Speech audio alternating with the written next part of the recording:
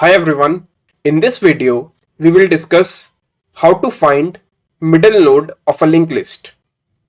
So we are given the head node of a single linked list and we have to find the middle node. So if the list has odd number of elements, then the middle point is only 1, but if the list is even, then there will be 2 midpoints. So in that case we have to return the second middle node. So if there are 2 middle nodes, return the second middle node.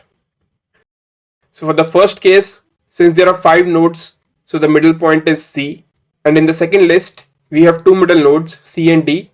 The middle node is D. So there are various methods to solve this. So we'll discuss 3 methods here. Let's start with the first method.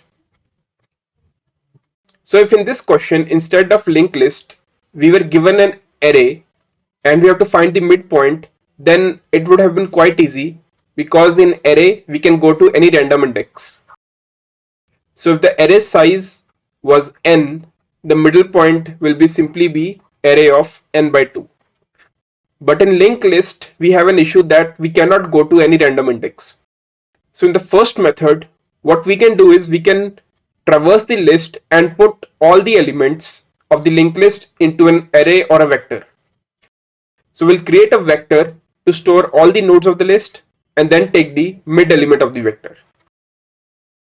So we have this function find middle and we are past the head node. So we create a vector of elements list node and then we iterate all the nodes of the list. So A is the head. So we'll iterate all the nodes of this list starting from A, and all the elements will put in the vector. So this will be a vector after this while loop ends, and at the end we return v size by 2. So v size here is 5, so we are returning 5 by 2. So this integer value is 2, so we are returning 0 1 2 3 4 node C. So we want to return a pointer to the list node. So this vector contains the list node. So we are not storing the values, we are storing the list nodes. So we are returning C. So if we traverse the list from C, we should obtain C, D and E. So this method was fairly simple. So here the time complexity is order of n and space complexity is also order of n, because we are using extra space in form of a vector or an array.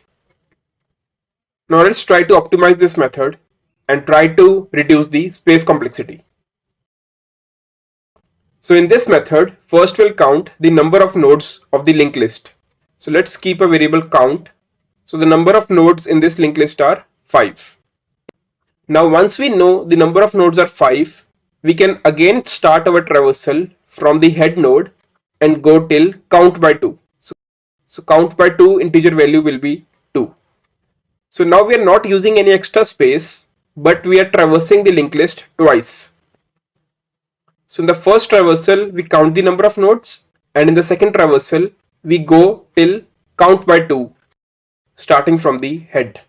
If we look at the pseudocode, so we keep a pointer mid which is also pointing to head. Then starting from head we have this while loop and we iterate till end, and in every iteration of this while loop we are incrementing the count. So when this while loop ends, count will be 5 because there are 5 number of nodes in the linked list. So after the while loop, we again start our traversal from the head of the linked list because mid is pointing to head, and now we go till count by 2, which means we'll go till 2. So now our mid will come to C after this for loop ends, and we will return C. So we start the traversal from C, we should get C, D and E. So now in this method, the space complexity is order of 1, the time complexity is order of n. So here we are traversing the linked list twice. In the first traversal, we are counting the number of nodes, and in the second traversal, we are going till mid by 2. So this is efficient than the first method because here we are not using any extra space. So now let's look at the third method and we'll try to optimize this even further. So in this third method, we'll keep 2 pointers at the head. So let's say we have 2 pointers, one is slow and the other is fast. So both are initially pointing to the head node. So what we'll do is this slow pointer will move by 1 and the fast pointer will move by 2 nodes. So we can see here we have a while loop. So inside it the fast pointer is moving by 2 nodes. So we are doing fast equal to fast next next. So we are skipping one node here and the slow pointer is moving by one node only. So in the next iteration the slow will come at B and fast will move from A to C. In the next iteration slow will come here and fast will come at E. So now in the while loop we'll check if fast next is not equal to null. But at here fast next is null. So we'll break this while loop and we'll return slow. So slow here is pointing to C. So the midpoint will be C. So this is analogous to two people starting a race from a start point and one person's speed is twice than the other.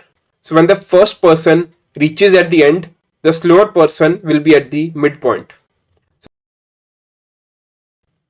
Let's take one more example. So both slow and fast are at A.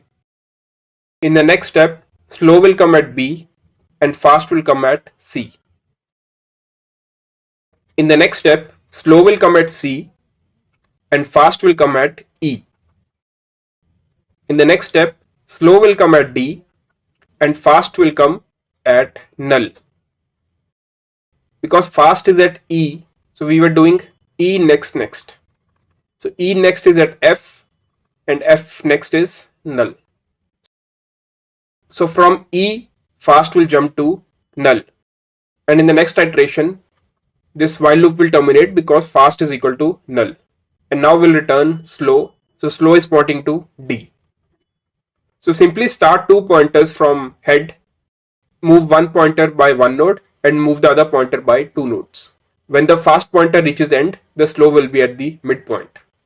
So in this method, the time complexity is order of n, space complexity is order of 1 and we are traversing the list only once. So this is the most efficient method to find the middle of a linked list. Now once you have understood all these methods, let's have a look at the implementation. All the source code that I'll be showing is available in my GitHub repository, link of which is available here and as well as in the description. Now let's have a look at the code. So in the main function, I've created this list. So the list is from A till F. Now I've written all the three methods, find middle 1, find middle 2 and find middle 3. After finding the mid node, I am printing the list. Let's see these methods. In the first method, I create a vector of type list node. I traverse the linked list and store all the nodes in the vector. And at the end, I return the midpoint from the vector. So this was the first method. In the second method, I traverse the linked list and I count the number of nodes. Then I have this for loop in which I traverse till count by 2. So the midpoint will be stored in this mid variable. In the third method, I keep two pointers, slow and fast. Both are pointing to head. Then I move fast by 2 nodes and slow by 1 node. So when fast reaches end, slow will be at the midpoint. So now let's try to run this code. So the list is A, B, C, D, E, F. So from all the three methods, the midpoint of the list has been identified as D and then I've printed the list starting from D. So DEF is printed. So this problem is also available on LeetCode as question number 876. I've submitted the same code here and it is success. So now this was a fairly easy question, but it is good to know all the different approaches that are available to solve a particular question.